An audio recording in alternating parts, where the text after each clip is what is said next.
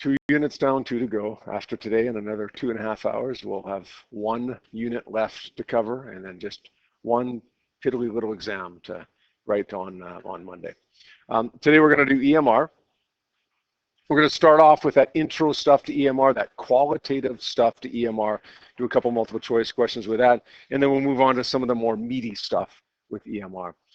We talked at the very beginning of the unit, and that seemed like a long time ago now, because this was a long unit, about Maxwell and his discovery of EMR. And we said that in essence, his discovery said, or his hypothesis, his theory of electromagnetic radiation said that EMR is pure energy. It's energy that's carried in a wave-like form that consists of 2 waves. 2 waves that are perpendicular to each other. Okay, electric fields and magnetic fields that are perpendicular to each other. That word perpendicular was big yesterday when we went over magnetism. That word perpendicular is big today. Okay, whenever we're dealing with anything in magnetism, a charged particle moving through a magnetic field, it's got to be perpendicular. Wire in a magnetic field, it's got to be perpendicular. When we're talking about electromagnetic radiation, once again, everything's going to be perpendicular. What do we mean by that? Well, we know that it consists, EMR consists of an electric field wave and a magnetic field wave. Here's an electric field wave. Maybe it's on the y-axis, whatever, it doesn't really matter. It's on one axis or another, the electric field wave.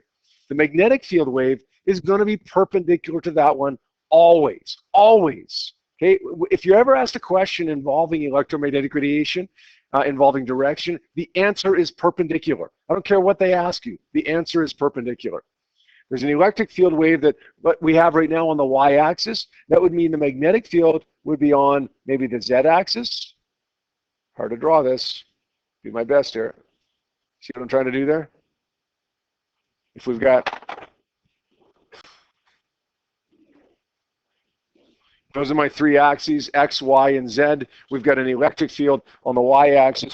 We've got my magnetic field drawn on the z-axis here. Which way is this thing going to move? Which way is this thing going to move? What did I tell you the answer was if I'm asking you for direction involving electromagnetic radiation? Which way is it going to move? Perpendicular. Okay, the answer is always going to be perpendicular. So if you've got one field on the y-axis, one field on the z-axis, it's going to move on the x-axis, either to the right or to the left. Now, we could have drawn this differently. We could have had the electric field on the z-axis and the magnetic field on the x-axis. It would have moved along the y-axis. Again, perpendicular. Okay, the electric field is perpendicular to the magnetic field. The wave moves perpendicular to both the electric field and the magnetic field. What causes it? What causes this electromagnetic radiation? Well, it's accelerating charged particles.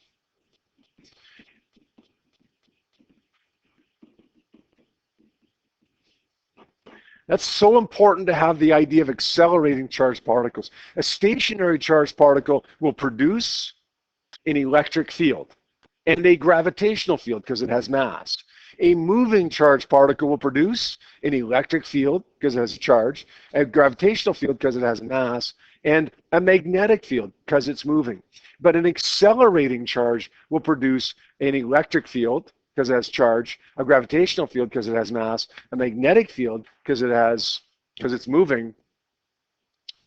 Those electric fields and magnetic fields, if the charged particle is accelerating, will be changing in nature, sinusoidal in nature, which means it's going to produce electromagnetic radiation, right? So you need a changing electric and magnetic field. That comes from an accelerating charged particle, and they move perpendicular to both of the waves. Got it? Let's take a look at a couple multiple choice questions real quickly here. Number 1 and number 2 on your sheet. All right, let's have a look here. Which of the following sentences describes the electric and magnetic field components of an electromagnetic wave? What's the answer to this question? Right away, we're looking for the word perpendicular, right? They're perpendicular to the direction of the wave propagation. Okay? If a question involving EMR involves a direction, the answer is perpendicular. No matter what it's asking, the answer is perpendicular. It's almost always going to be the case for magnetic fields as well. Question number 2. Here's 6 graphs showing electric field versus time and magnetic field versus time. And we want to know which graphs represent a situation in which EMR would be produced. Well, accelerating charged particles generate changing electric and changing magnetic field. And that notion that the electric and magnetic field are changing is necessary for the propagation of the wave. So, which of these graphs are going to generate electromagnetic radiation? Number 1, yes or no? Yes, because that's a changing electric field right here. Number 2, no, that's a constant magnetic field. Number 3, yes, changing, no, constant. Okay, this is a changing magnetic field, and this is a changing magnetic field. So we've got, what graphs do we have here? Graph number 1, 3, 5, and 6. 1, 3, 5, and 6 is our answer, is D. Okay, how many people said that? Good. Accelerating charged particles generate changing electric and magnetic fields. Those changing electric and magnetic fields are perpendicular to each other, and they move perpendicular to each of those waves. All right, let's plug forward through our spectrum here. We know that we have, you guys remember the song, right? The very first day, and I didn't play it as often as I should have, but hopefully it's back in your mind right now as I mention it. In that song, we learned that we have 7 types of electromagnetic radiation, right? And they start off with radio waves. Let me get some more space here.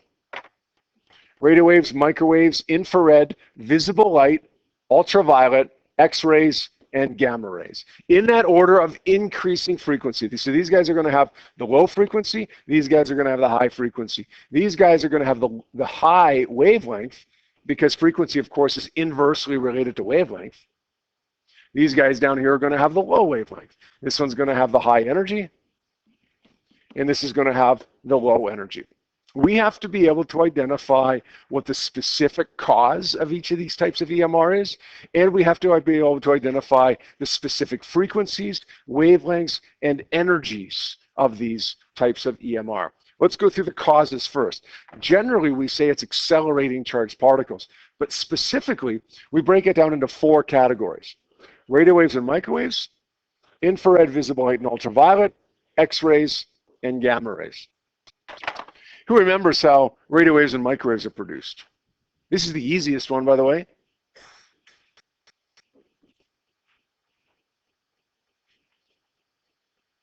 So the oscillating electric charge, right? The electric charge is going back and forth, back and forth, back and forth.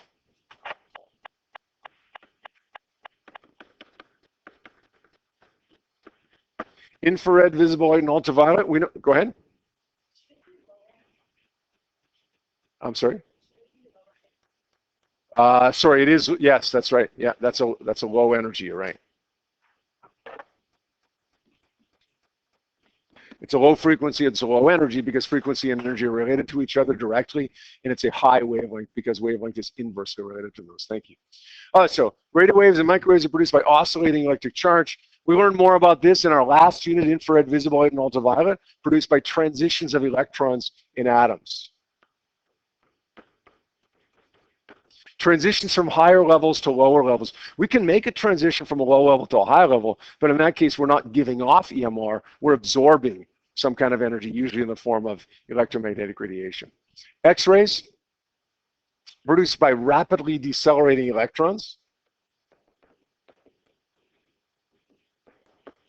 Electrons are going really, really fast. We accelerate them to an incredibly high speed via a potential difference, and then we stop them. We stop them dead in its tracks. Okay, and that kinetic energy that they add has to go somewhere. It goes off in the form of electromagnetic radiation. And then gamma rays, talked about this in our last unit as well, produced by nuclear decay. Alpha decay has taken place. Okay, the nucleus is left in an excited state, but it doesn't want to stay there. It wants to go back down to its normal boring state. So it does, but as it does, it gives off a photon of gamma radiation. What about the frequencies and wavelengths and energies? Well, remember that we got 7 different kinds. We get 7 different ranges of frequencies, wavelengths, and energies. That's 21 different ranges that we have to be able to identify, but we only have to remember 3 of those 21. And we have to remember the frequency of microwaves, visible light, and the frequencies of X-rays. Let's go with visible light first. Visible light is 4 to 7.5 times 10 to the 14 hertz. That's for frequency. Microwaves, 10 to the 9 to 10 to the 12 hertz. Again, that's for frequency. In X-rays, 10 to the 17 to 10 to the 20 hertz. If you've got 10 to the 15, what's it got to be?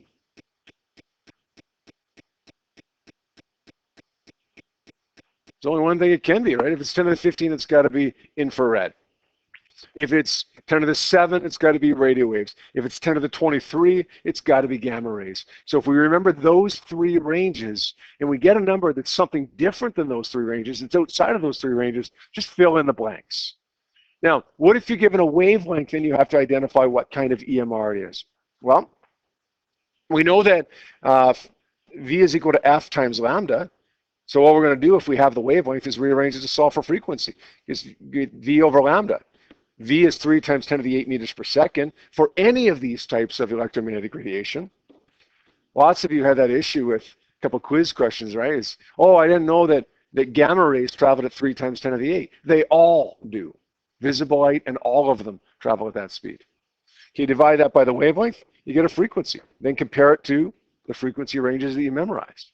If you happen to be given an energy, and you're looking to identify what kind of EMR it is, do the same thing with that equation that we learned in our last unit. E is equal to H times F. Rearrange it. Frequency is equal to energy over Planck's constant. Get your frequency, and then once again compare it with the known frequencies that we have here. So 21 different ranges of frequency, wavelength, and energy. Remember, 3 frequency ranges, and then calculate the frequency from wavelength or energy. Go from there.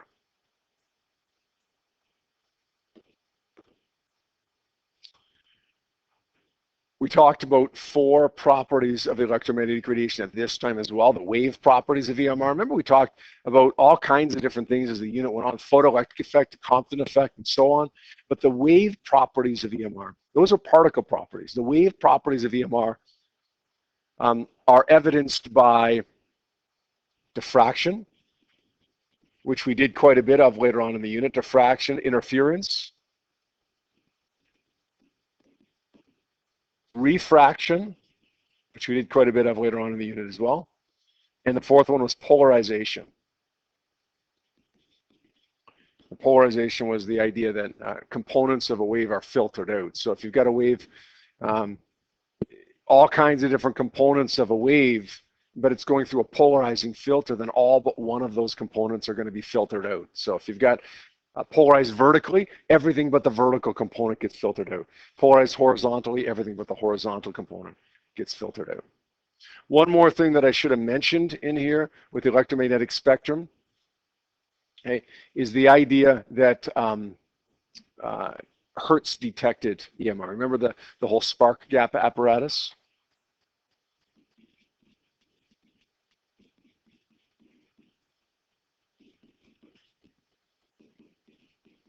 Or what he did basically was accelerate electrons across this gap using a really high potential difference.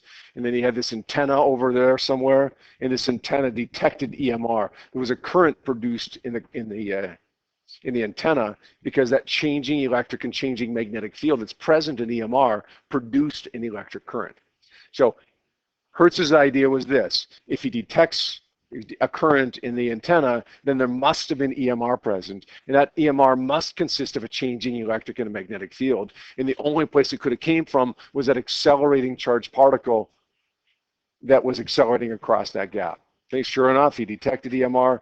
He proved, I don't want to say proved, but provided evidence, supported Maxwell's theory of EMR, that accelerating charged particles produce EMR, and that EMR consists of changing electric and changing magnetic fields. Notice, on top of all these topics here, we have our possible physics principles. We talked about on Wednesday our list of 10 physics principles that we have to be aware of. The only thing that you're likely going to see there with the electromagnetic spectrum is uniform motion, principle 0. And possibly, if you end up solving for the frequency from the energy, that would actually be our wave-particle duality. I think that's principle number 9.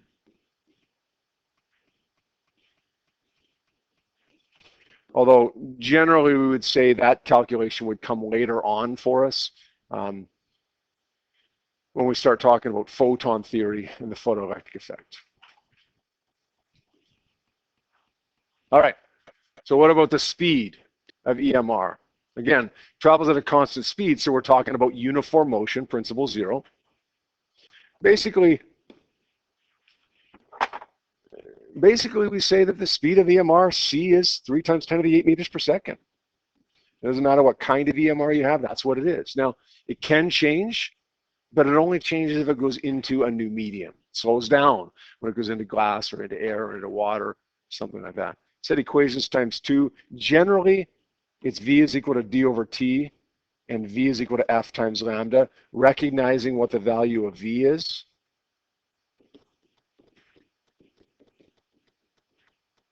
But every once in a while, there's a third one that you might want to use as well, and that's T is equal to F, 1 over F. What do I mean by this divide or cut in half? Just to be aware of little things, right? Just to be aware of something like, you shine a light on some kind of reflector. It takes this much time for the light to go from the source back to the detector that's right beside you. Okay, how far away is the detector? Well, that's a situation where you'd have to use probably V equals D over T, solve for D, and then cut it in half, right? Okay, if you have the time that it takes the light to go from the source to the reflector and then back to the source again, but you want to know how far away the reflector is away from the source, then you don't want the return distance, you want the one-way distance. So in that case, you either divide the time by 2 or divide the distance by 2. Similarly, if you have a situation where it says, we want to find out how long it takes, let's say, for the light to travel from me to the reflector and then back to me, but we've got the distance from me to the reflector, then we'd have to actually double that distance to get the distance from me to the reflector and then back again. Kind of like in the Michelson experiment, right? We had to double that distance, which is what we're going to talk about next, this whole Michelson experiment. All kinds of things. All kinds of experiments that were done historically to determine the speed of light. The one that we focused on and the one that we need to focus on is the Michelson experiment. Remember, there was Galileo. There was all kinds of other ones as well. Bottom line is, in these experiments, I should have written down here, physics principle, uniform motion, principle 0. Because we're talking about constant speed, right? In any experiment that we're dealing with, whether it's the Michelson experiment or the Galileo experiment or any other experiment, to find the speed of light, if you have to use a physics principle, it's going to be uniform motion because light travels at a constant speed. Okay, this is the one we focus on though. Okay, how do we use the Michelson experiment in order to find the speed of light or the frequency of the rotating mirrors? If you remember the way it worked, we had this hill over here. We shone light reflected off of a rotating set of mirrors.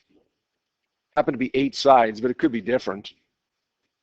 Just pay attention if it's 6 sides or 12 sides or whatever. Reflects off of the mirror. Okay, the mirror is rotating here.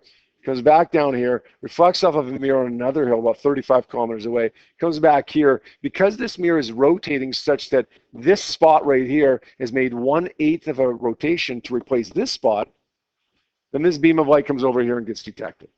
Right? So what do we got to do? Well, we know that the speed of light is constant, so we say V is equal to D over T. But we also say that T is equal to 1 over F here. The distance would be the return distance. The time, little t, would be the time for 1/8 of a rotation. Big T would be the time for 1 complete rotation, and F would be the frequency of the rotating mirrors. So here's what you're going to do. You're going to plug your numbers in, and you're going to solve for frequency. Sorry, you're going to solve for a time. It's either going to be big T or little t. What do we know about that t, though?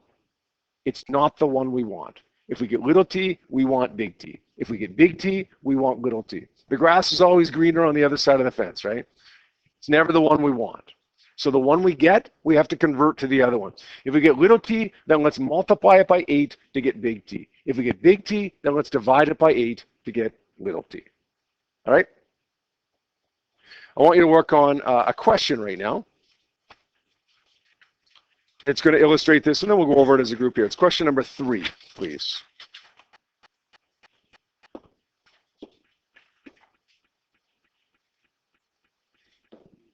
All right, so we got the typical Michelson experiment here with the rotating mirror. It's 8 sides. Now the distance is a little bit different. You got 30 kilometers. Usually we see 35 kilometers, but whatever. We can deal with that easy enough, right?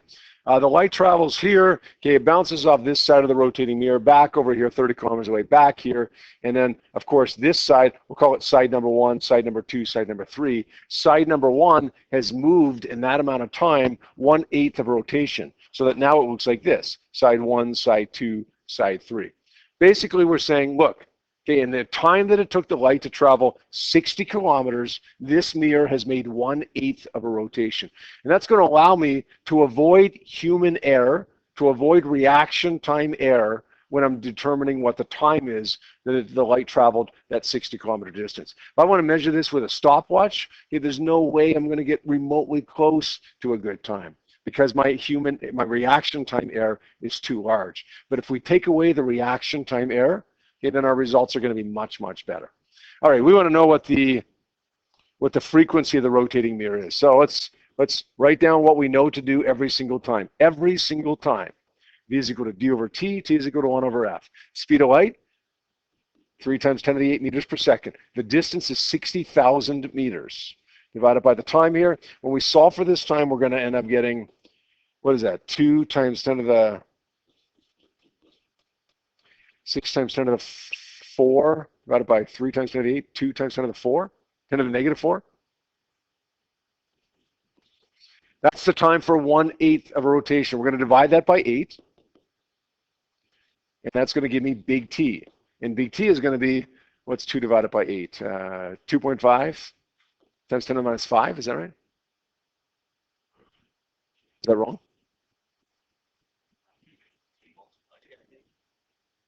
Sorry, yes, we multiply to get big T, you're right. Because that's the time for 1/8 of a rotation, right?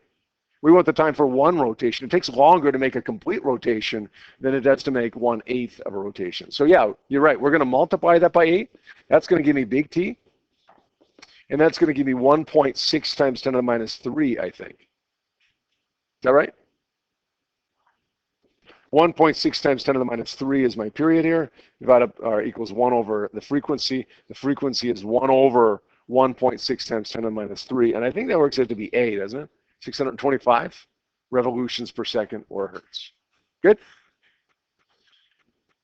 I don't know if you're going to see a question like this, but man, I would star this, okay? Because the number of times we've seen this since this became a part of our curriculum in 2007, almost every time, almost every exam, not every exam, but almost every exam, a question like this has appeared. And listen, when it does appear, that's good news to us, because it's very recipe based, right? Unless you make some silly mistake like I did and divide by 8 instead of multiply by 8, it's almost a sure thing. And if you know what you're doing, it's almost a sure thing. Okay, I got another one for you. Question number 4.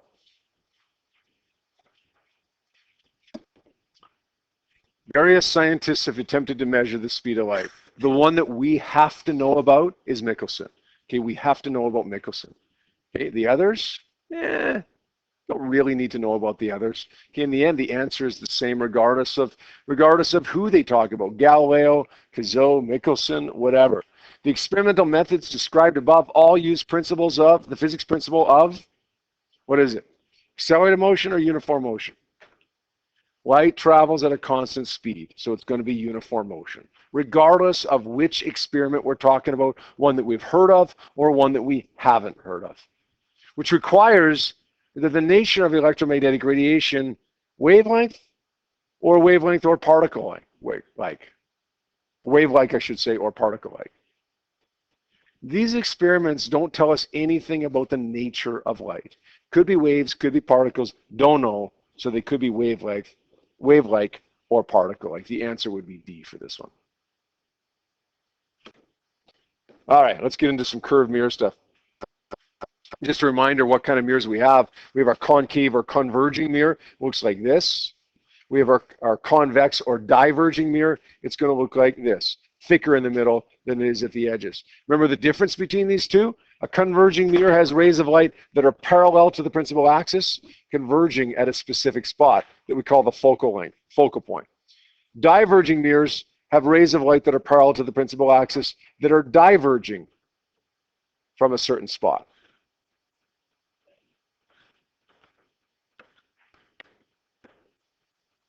This is what we call a real focal point. This is what we call a virtual focal point, because in the first one, we have rays of light that actually focus at that point, that really focus at that point. And in the second case, we have rays of light that virtually focus at that point. They don't really focus there. We got to be able to draw ray diagrams here, but it's helpful sometimes to remember those patterns of ray diagrams as well. Remember, when you're drawing your ray diagrams for the converging or concave mirrors, okay, the first, we got 2 rays that we can draw here, sorry, 3 rays that we can draw here. Most times the first ray that we're going to draw is from the top of the object parallel to the principal axis. It's going to go down through the focal point. The second ray is going to go down through the focal point and then parallel to the principal axis. That gives us an image that's larger, that's inverted, and that it is real. Real because solid lines intersect, telling us that it's an image that could be projected onto a screen. If we move our object in somewhat, though, we have our object inside the focal point, so maybe it's over here, then our ray diagram looks a little bit different. This time, our first ray still stays the same, parallel to the principal axis down through the focal point, but this time, the second ray doesn't go through the focal point, it goes as if it's going away from the center, or twice the focal point. Reflects off of the mirror back the way it came. They don't intersect over here, so we extend them. We extend them back here as dotted lines. And when we do that, we see that they would intersect on the right-hand side. It's going to be a virtual image. It's going to be larger, and it's going to be right side up. If we have a convex mirror, which is a diverging mirror, doesn't matter where we put our object, looks the same here. First ray away from the focal point, second ray down towards the focal point, and then reflects parallel. We extend those back like this, and our image is always, for these ones, going to be smaller, upright, and virtual. So here's the patterns, and this patterns work for lenses as well, okay, for lenses and for mirrors. If you have a diverging anything, okay, diverging anything,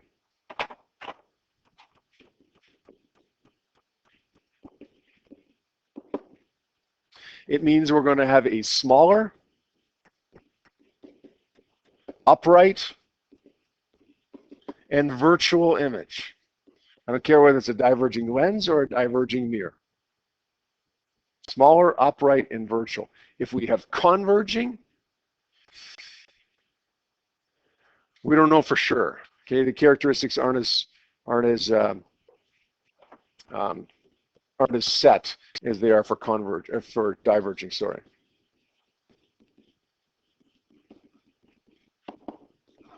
If we have diverging, then we can get a real image or we can get a virtual image. Depends on where our object is. We can get a smaller image or a bigger image. Depends on where the object is. We can get a real, an upright image. Let me think here. We can get an upright image or a virtual image. Depends on where the object is. So there's not a lot we can say specifically about the converging lens or the converging mirror. Okay. We do know, though, one more little pattern here. If we get a virtual image, whether it's produced from a diverging or a converging mirror, a virtual image will be upright. Okay, a virtual image will always be upright. If you have an object, let's say it's inside the focal length, then the image is going to be upright and bigger. Okay, unlike for these convex ones, it's going to be upright and smaller. Okay, same conventions, though the same deal works with lenses as it does for mirrors. We'll talk about those in a couple minutes, but We're going to go through mirrors, lenses pretty quickly because the same things really apply for lenses as they do for mirrors. We know the difference between a real and a virtual image, solid lines versus dotted lines. And then, of course, our equations. This is a big deal here because really in the end, on a diploma exam, we're never going to have to draw a ray diagram, right? We may remember the patterns, or we may draw the ray diagram if we need to. It doesn't really matter, but we're going to have to use the equation. We know we are. There's two of them. We have 1 over F is equal to 1 over DO plus 1 over DI.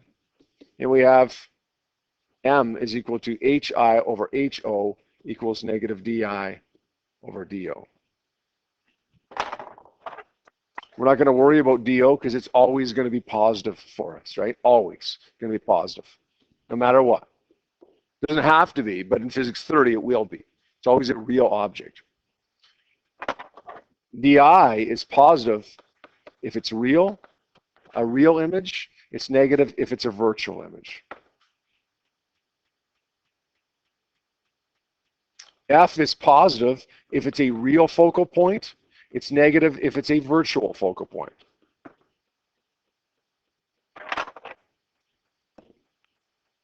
HI is positive if it's an upright image, and it's negative if it's inverted. HO, same deal. It's positive if it's upright. It's negative if it's inverted. In M's a slightly different sign convention, but it's pretty much the same as HI and HO. If they're on the same side of the principal axis, in other words, they're both upright, then we're dealing with a positive M. If they're both inverted, we're dealing with a positive M. One's right side up, one's upside down, it's a negative. Basically, if your object is right side up, then M will be the same size, same sign, I should say, as your image is. So if your image is positive, then M will be positive as well. If your image is negative, then M will be negative, if your object is right side up. What do we say about units here? That doesn't really matter, right? Centimeters is probably the most common one. Meters, kilometers. Be able to identify your attributes not just from your ray diagrams here. Now you look at it, it's upside down. All right, we can determine that from our ray diagram, but know how to determine your attributes from your calculations as well. I got a negative DI. It tells me not that it's upside down, it tells me that it's a virtual image. I get a negative HI. It tells me that it's an upside down image. Be able to determine your attributes from, and then what type of mirror you have from your calculations as well.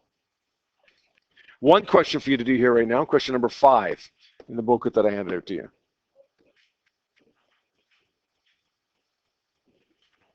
Okay, let's have a look again. Question number 5 says an object is placed 20 centimeters in front of a curved mirror. The image it forms is inverted and larger than the object. The type of mirror used and its focal length are what?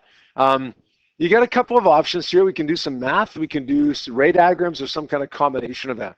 Let's recognize, see what we got here first, okay? This is going to be DO. We know that that's going to be a positive value because DO is always, in physics 30, a positive value. We know that the image is inverted and larger than the object. Okay, let's think back to our ray diagrams. Either draw one or think back to the patterns. Okay, whenever we have a larger image and it's inverted, it has to be a real image. It has to be a real image, and it has to be a concave or a converging mirror. Okay, if you don't remember that pattern, that's okay. Go back and draw the ray diagram. We know, though, if you either draw the ray diagram or remember the patterns, that it must be real, and it's got to be a converging or concave mirror. All right. So what can we do here? We know that it's concave, so we know the answer is either C or D. We don't know what the focal length is. Okay, we don't know what the focal length is here. Let's see here. If we know that the image is bigger than the object, if we know that the image, let's think about this here. If we know that the image is bigger than the object, then we know that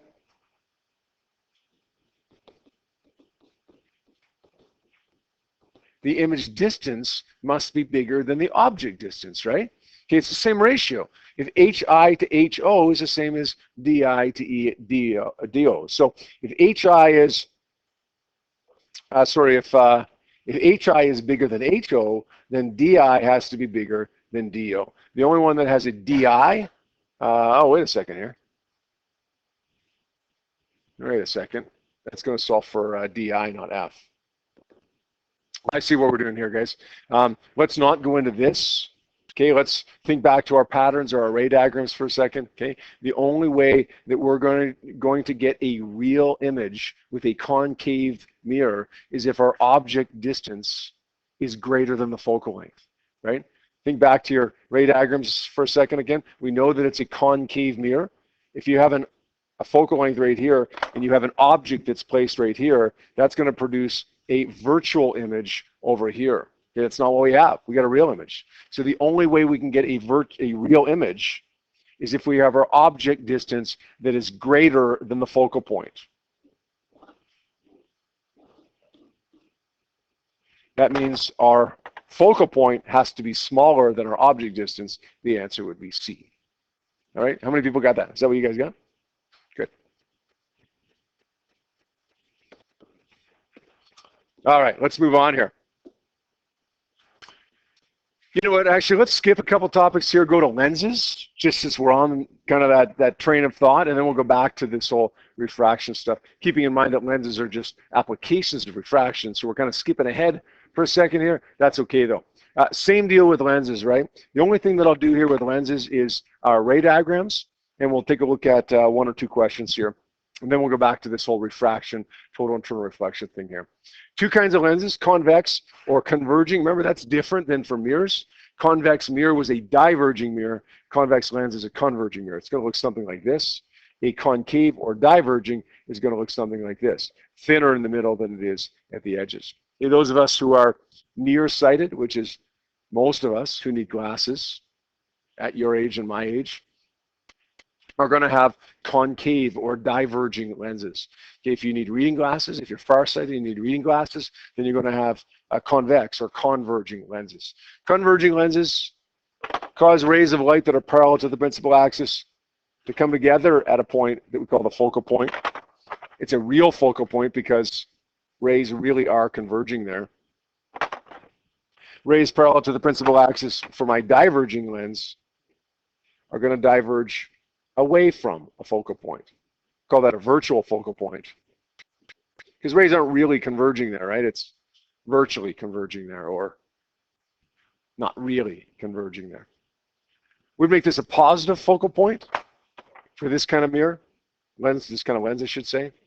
And we'd make this one a negative focal point because we've got a virtual focal point, a focal point that doesn't really exist. The rays diverge away from that focal point. The ray diagrams for these are simpler because the rays we draw are always the same. First ray, doesn't matter where the focal point is, doesn't matter where the object is. First ray is going to go parallel, then down through the focal point. Sorry, it's not going to reflect down through the focal point though. It's going to go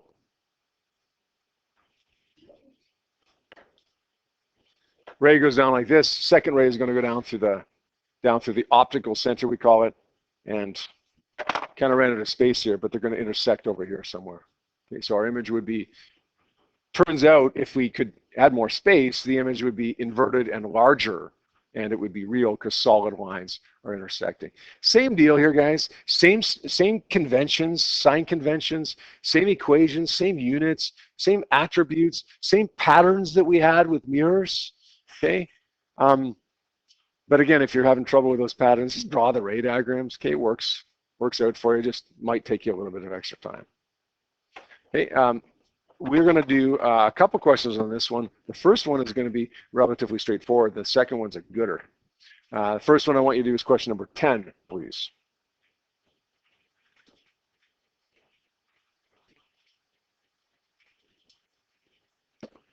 We get a couple of options with this one, right? couple of options with this one. We can do some math. We can do some ray diagrams. I'm going to choose to do the math. I usually prefer to do that. This is going to be our object distance. This is going to be our focal length, but since we're dealing with a diverging lens, we want to make sure that our focal length is negative. So we're going to draw attention to that. You circle it in red. I don't care what color you circle it in. Draw attention to it. Write down that it's a negative focal length.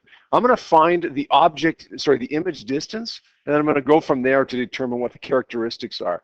1 over f is equal to 1 over do plus 1 over di. 1 over negative 20. Listen, you put positive 20, I guarantee you get the wrong answer. Doesn't seem like a big deal, but it is. 1 over 35 plus 1 over di. We're going to take our calculator out and do our thing with this one. And we know how to do this pretty quickly and efficiently, right? We're going to say negative 20, x to the minus 1, subtract 35, x to the minus 1. Okay, press enter. Let's flip that over, and we get negative 12.72 centimeters. What does that tell us? Well, the fact that we got a negative di, it's negative right here, tells us that it's a virtual image. We don't need anything else to tell us that it's a virtual image. Now, it doesn't technically tell me whether it's larger or smaller, but I can use that to determine whether it's larger or smaller. We know that m is equal to negative di over do. Di is negative 12.72. Do is 35. I don't even care what the number is there. I don't even need to calculate that. I know that I'm going to get a number that's less than 1. That tells me that my image is smaller than the object. So my answer is D. How many people said D? Good. Now I got one more for you guys. This one's going to be a bit of a different one. I can take a look at number 12 here right now.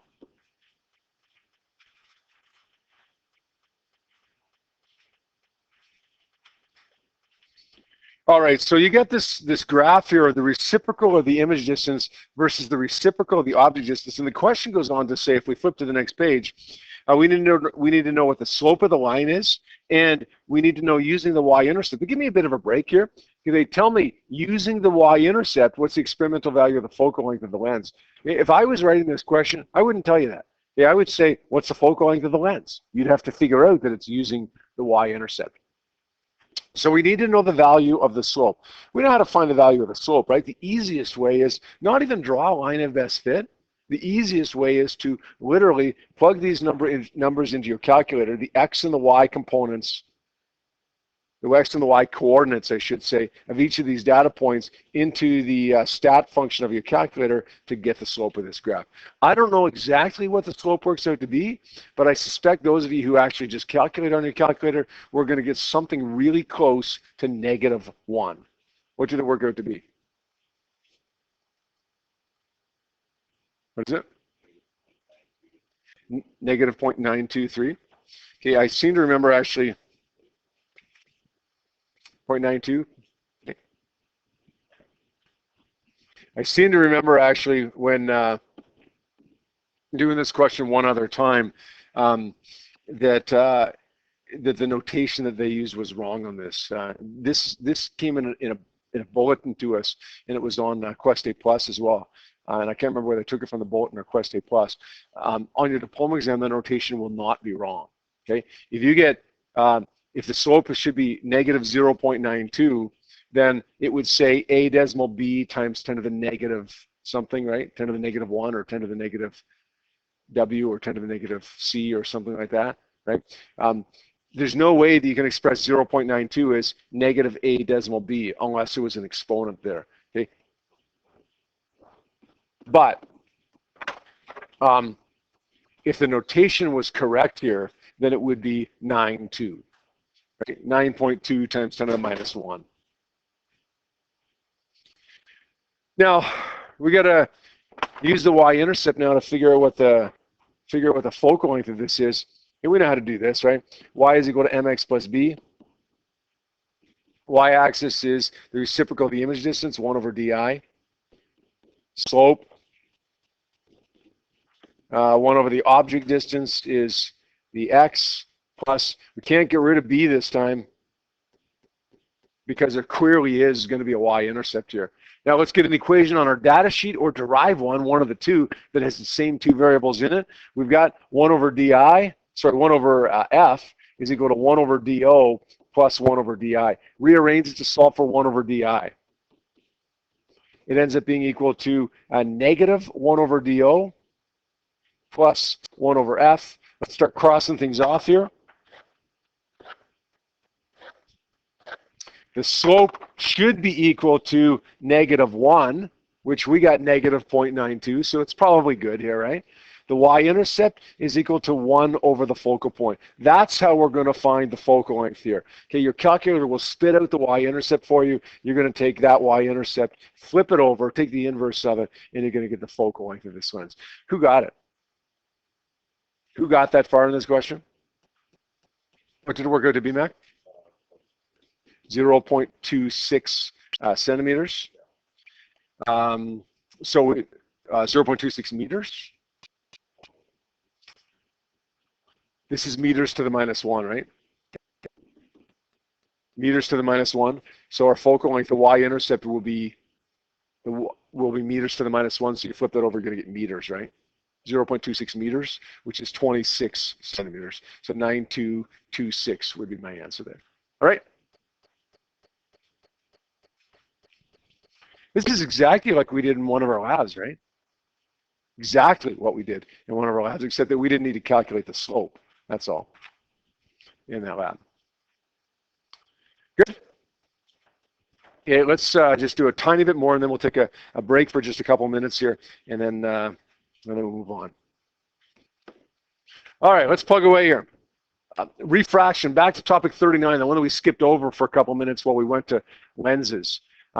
Refraction, remember, was one of the 4 major properties of electromagnetic radiation, or of waves, I should say, that's exhibited by EMR. So this is certainly a wave nature of EMR when we're talking about refraction. What is refraction? It's the bending of light. And when I say light,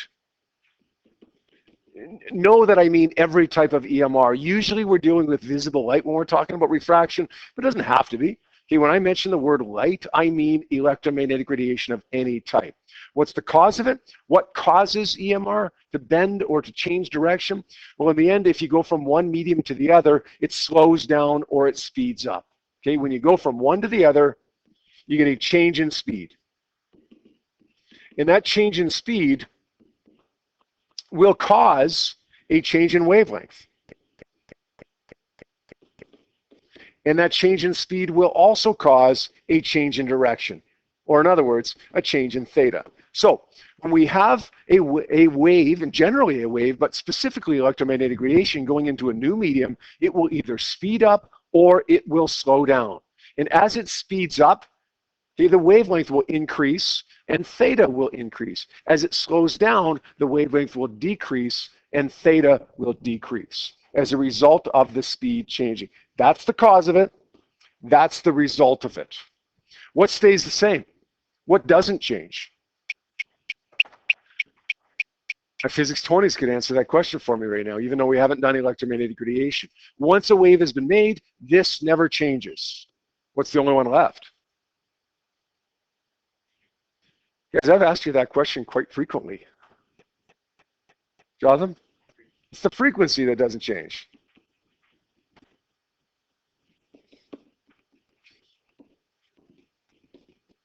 The frequency, once the wave has been made, doesn't change. Yeah, Brian?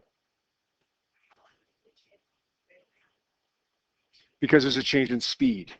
Okay, if we know that V is equal to F, that's a good question. How can there be, for those of you who didn't hear it, how can there be a change in wavelength but not a change in frequency?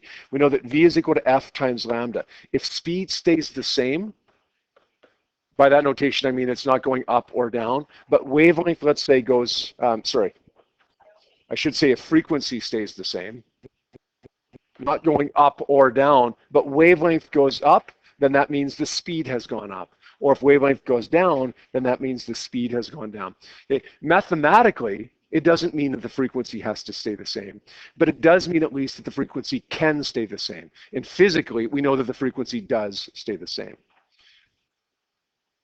So the speed is directly related to the frequency, but it's directly related to the wavelength as well. There is no effect on frequency when the speed changes. The effect is all wavelength. It changes the wavelength proportionate to the change in speed.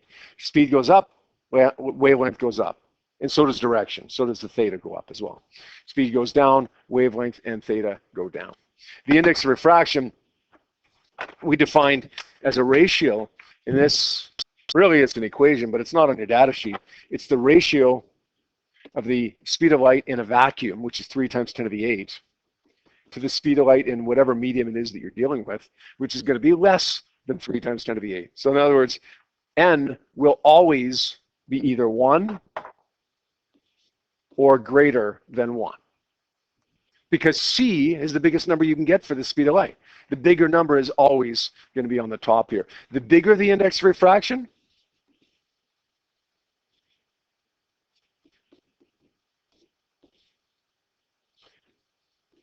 the more light bends. We get more refraction. So index of refraction is really defined as that ratio of the speed of light in a vacuum to the speed of light in whatever medium it is that you're dealing with. But really what it is for us, like as an everyday understanding, it's a measure of how much light bends. The bigger the number, the more light bends. If you remember, we talked about dispersion.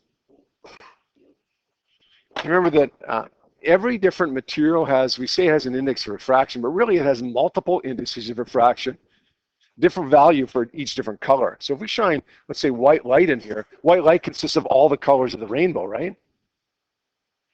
If red light produces a different index of refraction for this glass prism than violet light does, then what you're going to find is the violet light bends more than the red light.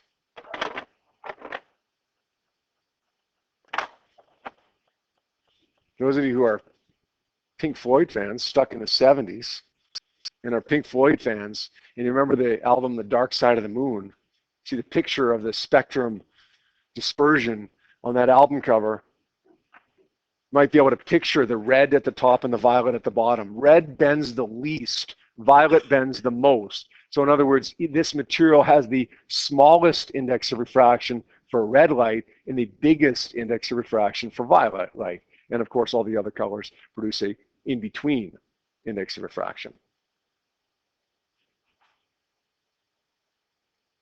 Most times we're dealing with question, we just say there's one index of refraction regardless of what the color is, but technically it's a slightly different index of refraction for each different color. All right, Snell's law. Here's the big one here, guys. Here's the big one. We say Snell's law is that equation that provides us the relationship between all these different variables, theta 1 and theta 2, V1 and V2, lambda 1 and lambda 2. Remember we said a minute ago that as V goes up, lambda goes up, theta goes up? Well, the index of refraction goes down. So if light speeds up, you're going to a bigger speed, you're going to a lower index of refraction. If you're going to a higher index of refraction, that means light's going to slow down. And that means lambda is going to be smaller, and that means theta is going to be smaller as well. Remember that theta, V, and lambda are inversely related to n. So as these go up, as this goes up, this goes up, this goes up, this goes down. Doesn't matter what units you use here, as long as you're consistent throughout it. Be prepared for measuring angles with a protractor. Last time they gave us one of those questions, but they superimposed a protractor over top of it, so you didn't need your own protractor. They all have protractors in the exam room for you in the event that they give you a question like that and they don't superimpose it, and make sure you're able to use a protractor. Okay, we did a lab involving a protractor. I think you guys are good. If you're uncomfortable with it, make sure that you're okay with it. What do we mean by polar graph paper? Basically, it's a protractor, okay, superimposed on paper. It just goes full 360 degrees instead of just 180 degrees, so your protractor would go. Okay, if you can use a protractor, you're going to be able to use polar graph paper. And this one, finally, G, refraction at multiple boundaries. What do we mean by that? What do we mean by that? Well, if you get a question that says, that looks like this, let's say this is glass. Let's say this is water, and this is air. The index of refraction here is 1.00. Here it's 1.5, I think. And here it's going to be about 1.3-ish. Got a ray of light coming in here. Ray of light coming from air to glass. You're going to a higher index of refraction. Speed is going to decrease. Theta is going to decrease. It's going to look like this. You're going from glass to water. You're going from a high to low. It's going to bend back like this. You got this angle right here. You want to find this angle. If these two lines are parallel, you got a couple of options. You can analyze this problem, get this theta, and then analyze this problem using two Snell's Law equations. Or if these two lines are parallel, there's a shortcut. There's a little trick. You can say sine theta 1 over sine theta, call this theta 3, equals n3 over n1. You can skip this middle material altogether. Pretend it's not even there. Okay, that works if the two lines are parallel. If it's not parallel, then you've got to do your thing with the angles and treat it as two separate problems. Okay? Let's take a look at a question actually there. Question number 7.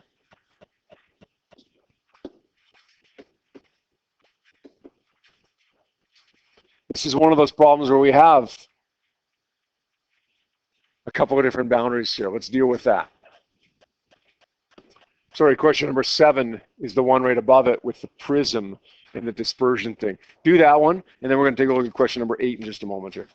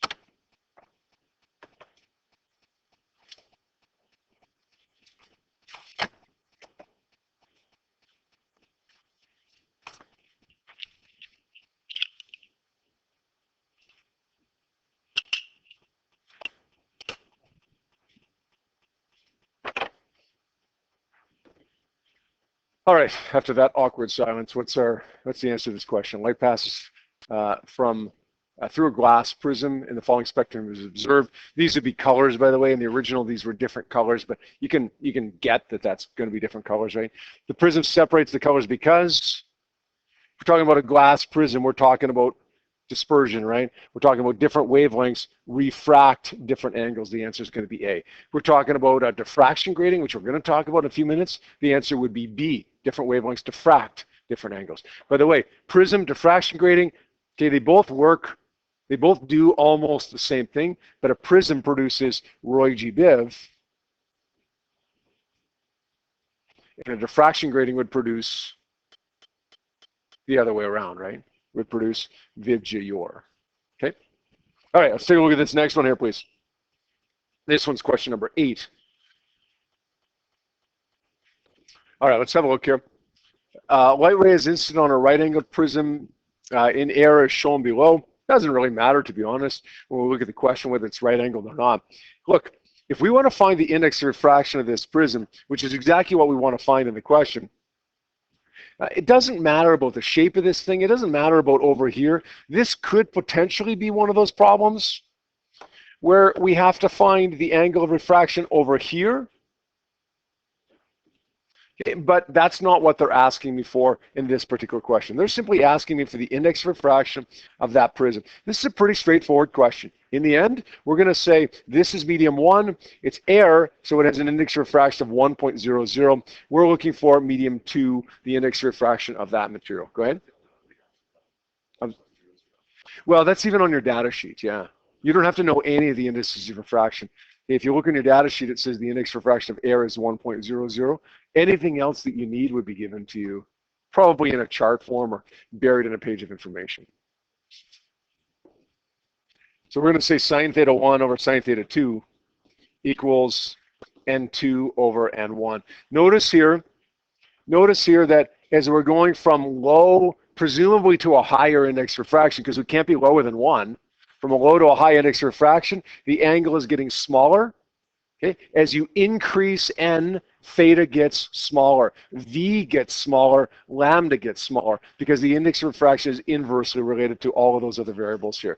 We're going to say sine 30 degrees over sine 17.8 degrees equals n2, which is what we're looking for, over n1, which is 1.00. I always like it when n1 is 1, because we're dividing by 1, and it makes the math a little bit easier.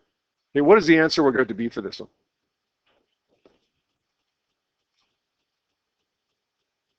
It's either going to be A or B for sure, right?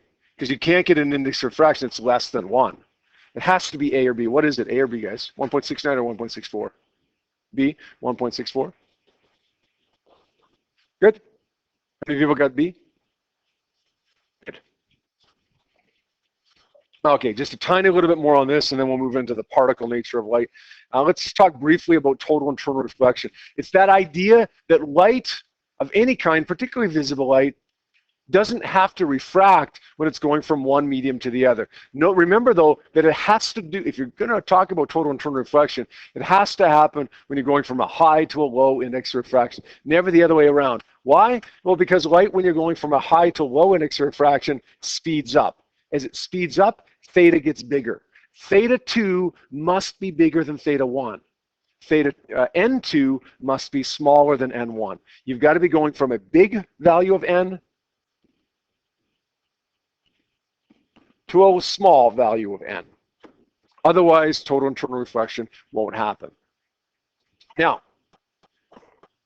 the bigger the difference in index of refraction, let's say you're going from glass to water, 1.5 and 1.3, the indices of refraction. Total internal reflection can occur, but the bigger the difference in index of refraction, let's say we're going from diamond to air, the smaller the critical angle.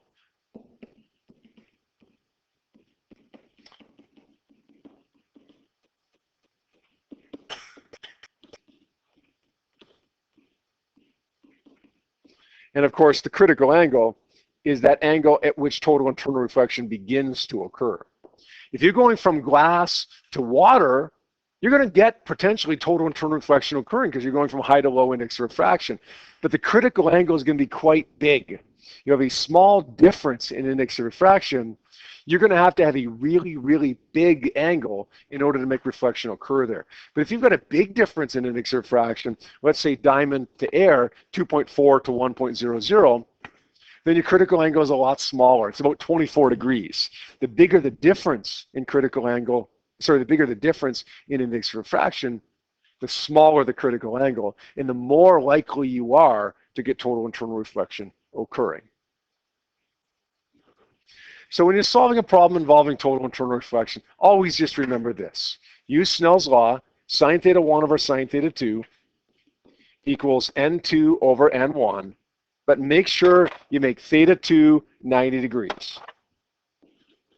Sine 90 is 1. So it becomes sine theta 1, which we're going to call the critical angle now, is equal to N2 over N1. Solve for theta C. It's the inverse sine of N2 over N1.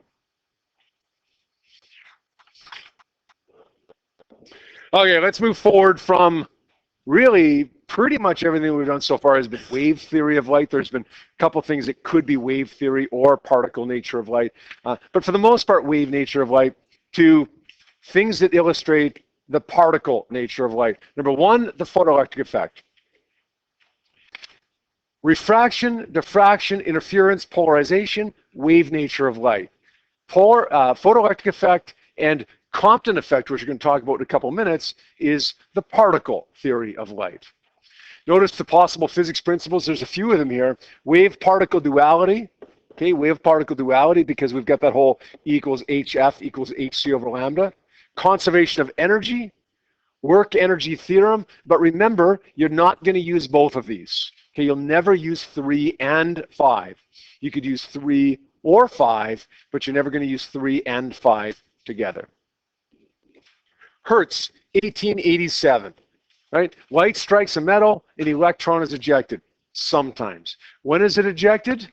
Well, Hertz would have argued, and along with a number of people that followed him for the next almost 20 years, would have argued that an electron is ejected when the light has sufficient energy to cause the electrons to leave the atom. And to some degree, they were right, but they were wrong about where that energy came from. Classical theory would have predicted that if you don't have an electron being ejected, you need more light. Okay, and that might come from having brighter light. It might come from shining the light on the atom for a longer period of time, but you need more light. Okay, that was wrong. You ever have a question that asks you to distinguish between classical theory and photon theory or quantum theory? Basically, classical theory is whatever is wrong, and photon theory is whatever is right. Photon theory came from Einstein. And that said that the energy of light is not related to how much of it you have, but rather it's related to the frequency and the wavelength of the light. So if you have a photon, as we now call it, a particle of light that is not causing an electron to be ejected, we don't need more of them.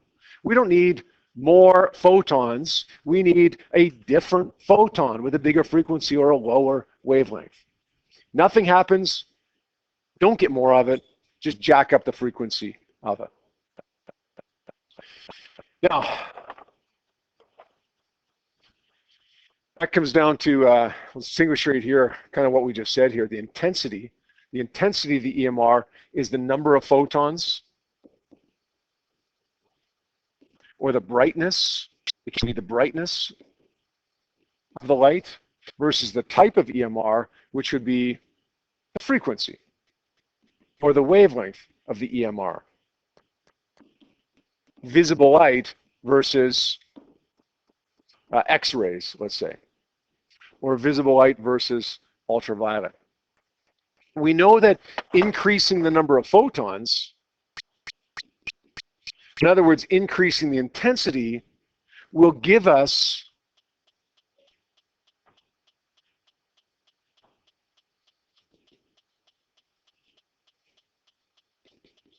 more electrons.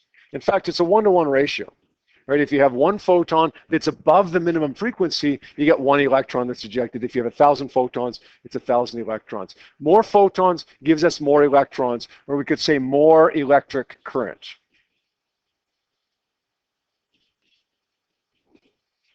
But increasing the frequency, as the frequency goes up, that gives us not more electrons or more current, but more energetic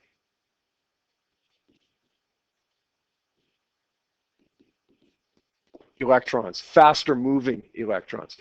Guys, this is so fundamental. This is so important, what I've gotten read here on both sides here.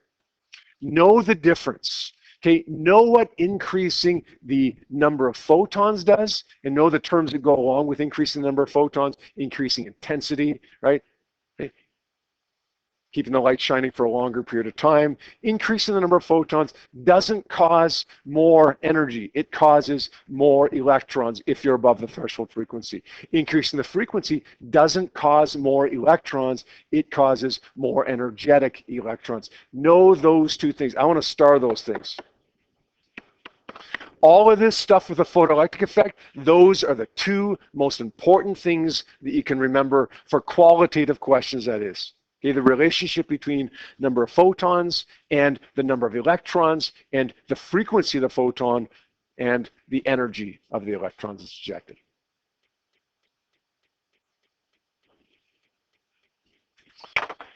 We got a couple more equations here, right? This one, E is equal to HF equals HC over lambda is not specific to the photoelectric effect. Anytime you have a photon, you can use that. You got a couple more equations, though, that are specific to the photoelectric effect. The kinetic energy of an ejected electron is Q times the stopping potential, but it's also equal to 1/2 mv squared.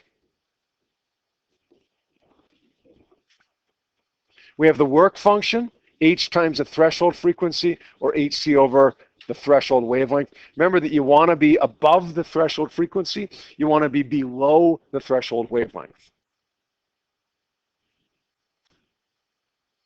These things that I have circled in green here, remember, they're dependent upon being above the threshold frequency. When you're below the threshold frequency, nothing happens. You don't need to worry about anything then, because nothing happens. If you're above the threshold frequency or below the threshold wavelength, then these two things that we have starred in green are the most important things that you can remember. We got one more equation as well that doesn't appear on your data sheet. This is the one that, ironically, we end up using the most often. HF is equal to EK max plus the work function. And remember, sometimes you got to replace HF with HC over lambda. Sometimes you got to replace W with HF or HF 0 or HC over lambda max. And sometimes you got to replace EK with 1/2 mv squared or QV stop. If you're solving a problem, you're having trouble, can't figure out which equation to use, go to that one, because that's going to be the one that you're going to use the most often.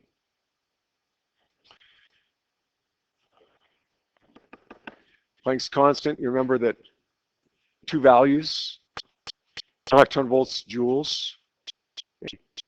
Well, most times you can use either one, right? But remember that you must use the joule seconds, 6.63 times 10 to the minus 34 joule seconds, if you've introduced 1/2 mv squared or QV stop. Otherwise, use whichever one you want. If in doubt, go with joules. By the way, say conservation of energy here, where does that come into play? It's the idea that this energy of a photon, okay, is conserved. It's equal to the energy of the ejected electron plus whatever we used up. That's what this comes from, is the law of conservation of energy.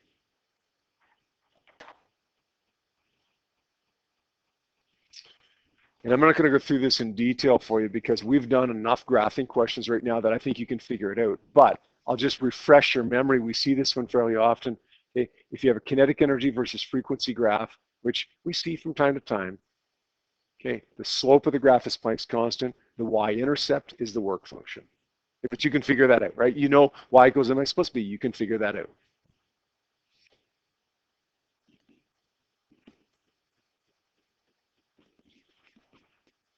All right.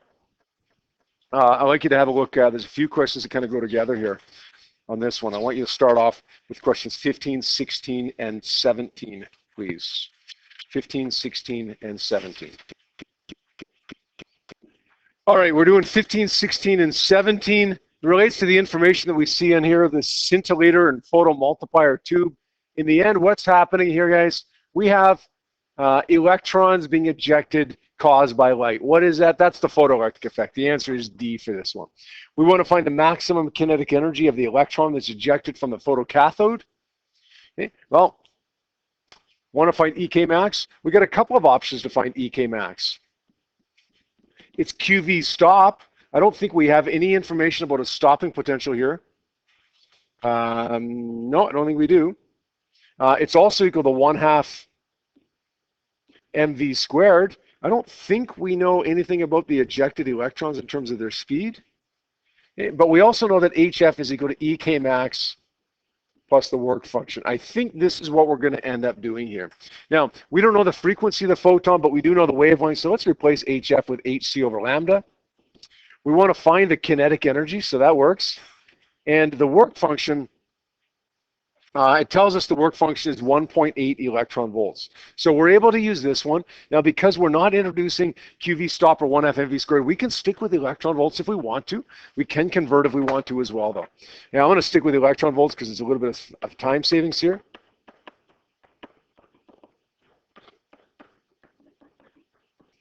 We divide that by the wavelength of the EMR. We're given on the left side, middle of the page, the wavelength is 4.00 times 10 to the minus 7 meters. And we're told that the work function, somewhere in there, we're told that the work function is 1.80 electron volts. What do we end up getting there for the maximum kinetic energy? A, B, C, or D? Who's got it? A, 1.31 electron volts, agree? There we go. Now in question 17, listen, this goes back to, if you look at your Physics 30 and 16 pages booklet, there's one topic that I have on the first page. It's topic number 11, kinetic energy. Why have I listed that as a separate topic? Because there's been a number of questions that we've seen this year in whatever context where they ask you what the speed of something is. Okay, that usually, if you're given an energy, is just going to be found by saying E is equal to 1/2 mv squared. Okay, if it's a momentum question, then, you know, a little bit different, right? But if you're given an energy and you want to find the speed, then let's just use EK is equal to 1/2 mv squared. Rearrange it, we get 2 EK over m, square root that. Okay, we end up getting what we're looking for. Just remember that we got to convert electron volts to joules. So 1 electron volt over 1.6 times 10 to the minus 19 joules equals 1.31 electron volts over x joules. Get your x, plug it in here. Know that your mass is an electron mass. Solve for this speed, and all of those numbers seem reasonable to me, actually. So I wouldn't want to guess one. I would guess that the answer is probably not D. Guessing that it's going to be A, B, or C. Well, we don't know that for sure. What does it work out to be? Anybody have it?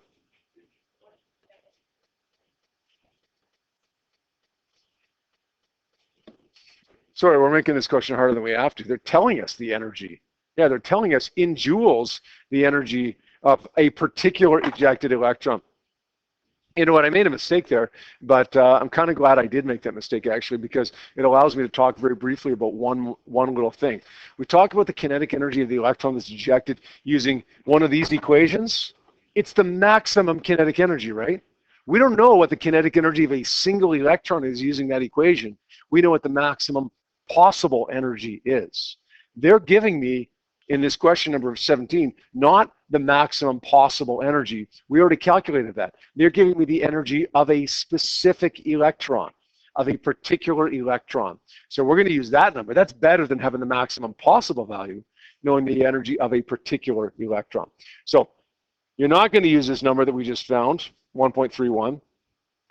You're going to use the number that they give you, 1.00 times 10 to the minus 17. What do we get now? Jonathan, get the answer for me? No? Was that right? Okay, let's take a look then. 2 times 1 times 10 to the negative 17. Oh, wait a second. Oh, this is, I'm making this too easy here. I'm making this too easy. One particular electron, as it leaves one dynode, has a kinetic energy of 1 times 10 to the negative 17. The speed when it reaches the next dynode. Okay, when it goes across a dynode, it goes to a potential difference of 150 volts. It's speeding up, right? This is a conservation of energy problem. I'm simplifying this too much. Okay, we've got an initial energy, an initial kinetic energy of 1.0 times 10 to the negative 17. It's got a potential energy. It's like the car at the top of the hill that has a height, so a potential energy, and is moving, so it has a kinetic energy. We want to find the speed when it reaches the other dynode. Does that make sense now? You might do it that way? Yes? What'd you end up getting? C, 8.64 times 10 to the 6.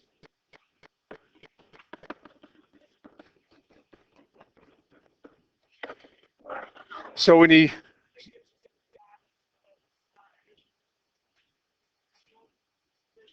Yeah, that's exactly what you do. Yeah. So I just, in the interest of trying to save some time, I just skipped over that too quickly and didn't read things carefully enough. Okay, in the end, that's why we read through all that information, right? Is to spot those things. And whenever we see a charged particle speeding up or accelerating, we automatically think EI equals EF. My problem was that when I went to do that question, I didn't read through that information, right? So that's what happens when we do that. Okay, are we good there, guys? Charged particle speeds up, EI equals EF. All right, let's, couple more that I wanted to do, but we'll skip by them just so we can get this thing finished up here.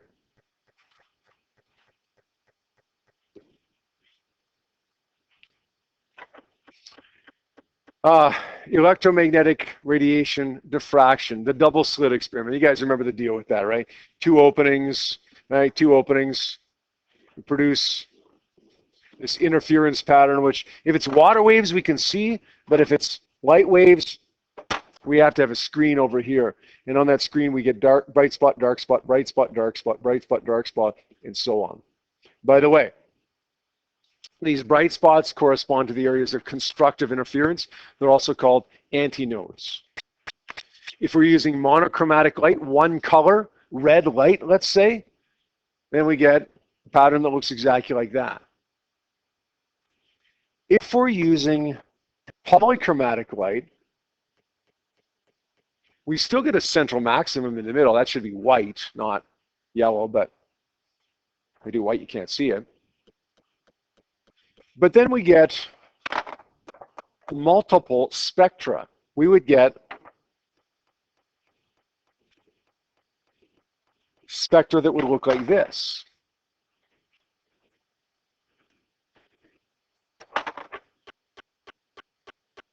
With all the other colors of the rainbow mixed in there as well. Now remember what we said. If you get that top one where you have multiple spectra because you're using multiple different colors, don't worry about it. Just ignore all the colors except the one that you got data for. We had a test question, and where I think we had 3 or 4 different colors, but the question involved yellow light. So what do we do on that? Well, we pretended we didn't have any other color. We erased all the other colors and pretended there was only yellow light. Okay, this one on the top doesn't have to be any different than the one on the bottom. The analysis that we're going to do here is going to focus on one color, but if you have multiple colors, erase the rest of them. Pretend if you've got information about green, pretend you don't have red and blue there. And just analyze the question like this. Okay, that would be a first order maximum. That would be a second. This wouldn't be like a 5th or 6th because of all the other colors. Okay, each one of these green lines is a maximum. So first, second, third, fourth, and so on. All right. Remember, I just drew these here, right? We had blue first, and then we had green and so on, red, right? Versus, whoops, that's not what I want to talk about. Versus refraction versus dispersion, where we had the other way around, right? Red, green, blue, exactly the opposite, right? Red light refracts the least, blue light diffracts the least. Okay, now understand as well that usually our light source is over here, but remember we had a test question where our light source was over here somewhere. Not a big deal, right? Instead of going through the diffraction grating, it was reflecting off of the diffraction grating. in producing our pattern, we treated it the same way as well. So if the setup of it looks a little bit different, don't sweat that. Okay, we treat it in exactly the same way. Multiple colors, source is in a different spot. No, it doesn't matter. Everything else gets treated exactly the same way. Okay, let's introduce our two equations here. We got lambda is equal to d sine theta over n, and we have lambda is equal to xd over n times L. Let's identify what we got here. D is the distance between the slits. It's that distance right there. L would be this distance right here. Distance from the slits to the screen.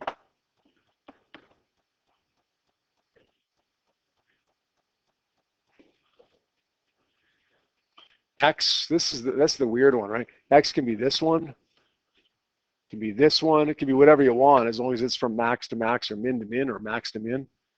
Make sure you subtract them to get X.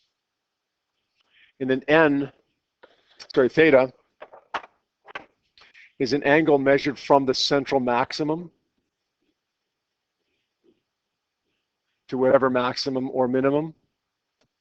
And then n is just the difference in maximum number. 3 minus 1 is 2. 4 minus negative 1.5 is 5.5. Just subtract the maximum or minimum and get the value of n. Plug in your numbers. So remember, as you do that, you can only use this one if L is greater than 10 times x, or in other words, if theta is greater than 10 degrees. This is our little rule of thumb here, right? If we multiply the value of x by 10 and L is still bigger, then we can be assured that our angle is less than 10 degrees. And we can be assured that we can use that equation.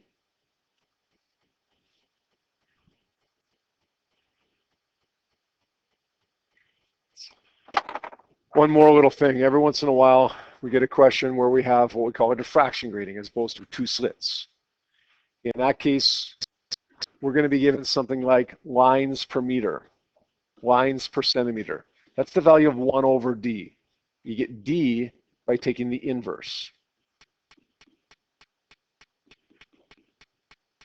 So if you got lines per centimeter, flip it over, get centimeters, and then convert it to meters and do your thing.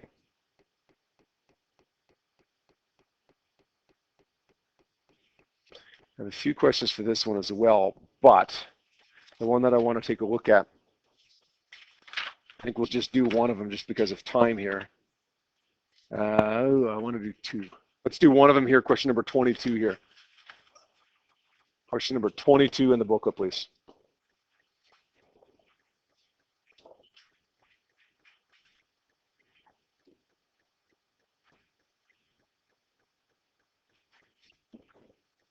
All right, kind of a tricky one to do here. That's why I picked it for us to do today. It says a laser pointer emits red light that has a wavelength of 6.5. Different laser emits green light with 4.8. Okay, smaller wavelength, higher frequency, smaller wavelength. Light from both lasers is instant on a diffraction grating. The patterns are produced on a screen that's 1 meter away. This is going to be L. Okay, the angle of diffraction to the second order maximum for red light is 13.3. Look, we got two different colors. Let's write down givens separately. Okay.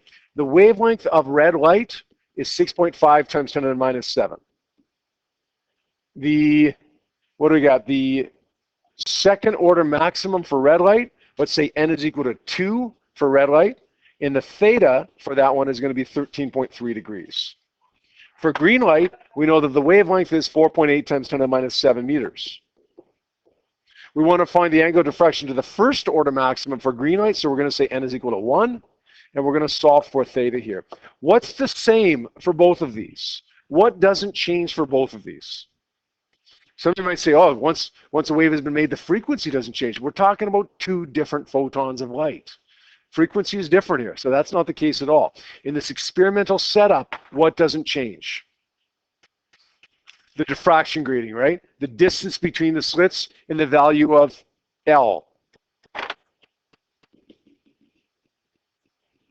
So let's get the distance between the slits. Let's do that by using red light, since we have information about the red light. Let's say lambda is equal to d sine theta over n.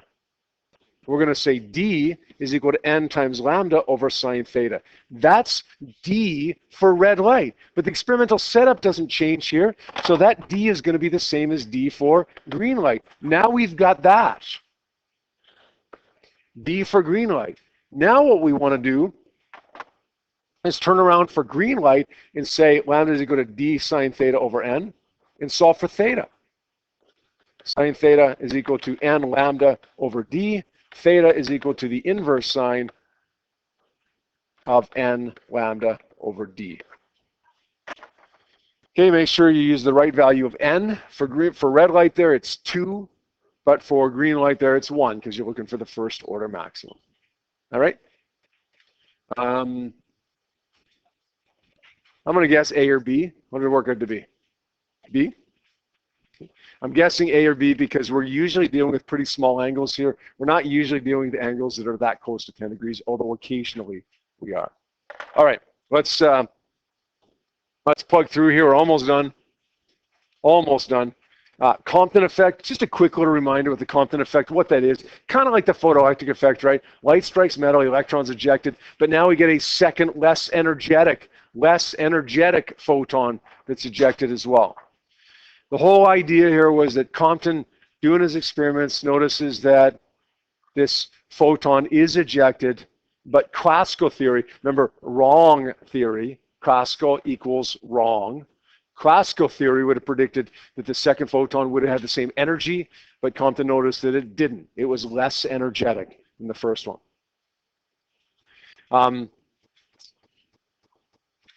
What's the big takeaway from this, from the Compton effect? Well, Compton argued that in order for this to work out, we had to treat this as a collision between photons and electrons. Okay, the big takeaway is that photons have momentum. That's what it boils down to. Photons have momentum. And the momentum of a photon can be found by relating it to its wavelength. That's in the top right-hand corner of our data sheet. But it can also be found by relating it to the energy as well. Okay, momentum of a photon related to the wavelength of the photon, related to the energy of the photon. One more equation. It's kind of an ugly one. Delta lambda is equal to 1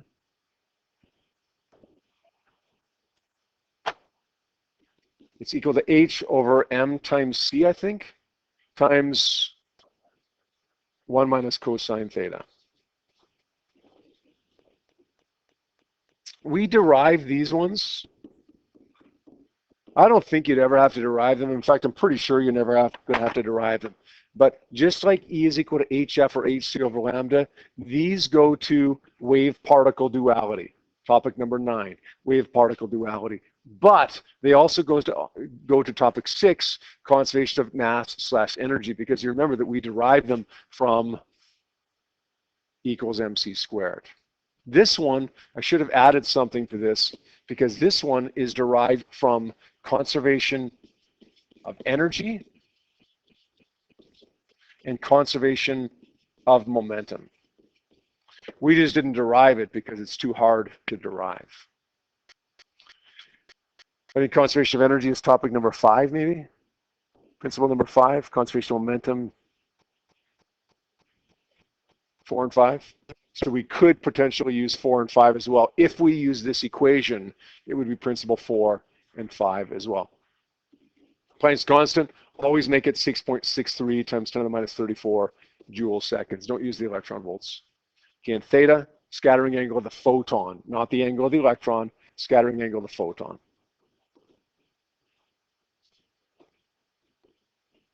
Make sure you're in degrees, because your calculator is going to be cleared in a week. It's going to go back into radians, switch it back to degrees. So here we are. We have these 3 equations that go with the Compton effect, and the big takeaway from the Compton effect, and that is that photons have momentum. They appear in the top right-hand corner of our data sheet. Be familiar with it, okay? Now, if you want to find the momentum of a proton or something like that, Let's go back to what we did back in Unit 1, right? P is equal to m times v. If it has mass, P equals mv. If it doesn't have mass, then it's this stuff right here.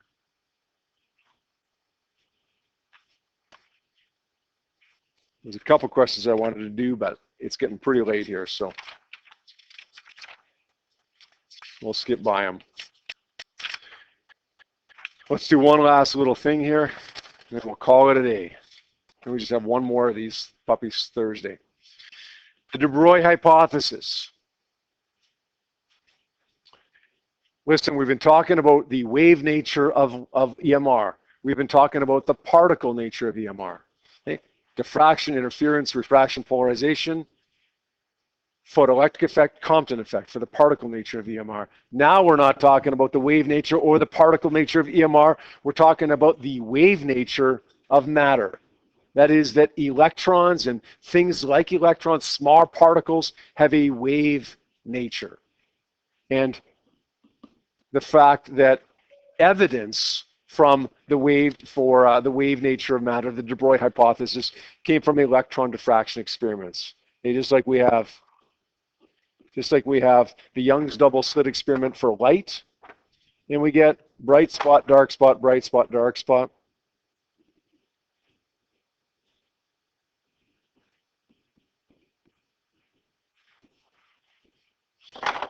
If we have the double slit experiment for electrons,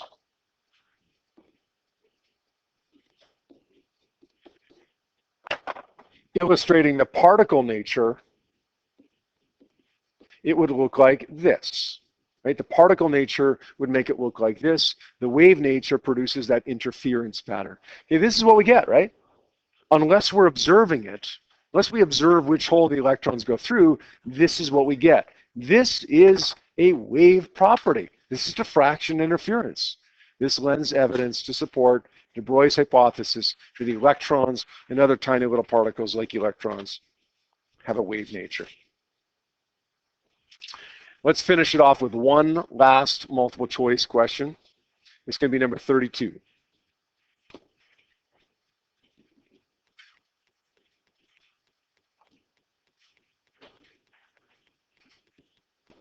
All right, so we got a couple diagrams here of a double slit apparatus, a Young's double slit apparatus with a detection screen. If we take a look at these pictures, we would recognize that, look, if you throw baseballs at two openings, they're going to go through one of the opening or the other opening, and we're going to see a pattern like this if we throw baseballs through. But if we shine light through, we're going to get an interference pattern like this. Well, electrons, as they go through the openings, behave like light, right? They're waves. Unless we're observing them, then behave like particles. Bottom line is, this one illustrates the particle nature of light if we happen to be observing which hole they go through. This represents the wave nature of light or of electrons if we're not observing which hole the electrons are going through. So to produce the graph on the left, the electrons must exhibit particle characteristics. To produce the graph on the right, electrons must exhibit wave characteristics. And the phenomenon that the electrons experience as they pass through the double slit apparatus would be diffraction. When they're hitting the screen, it's interference. When they pass through, it's diffraction.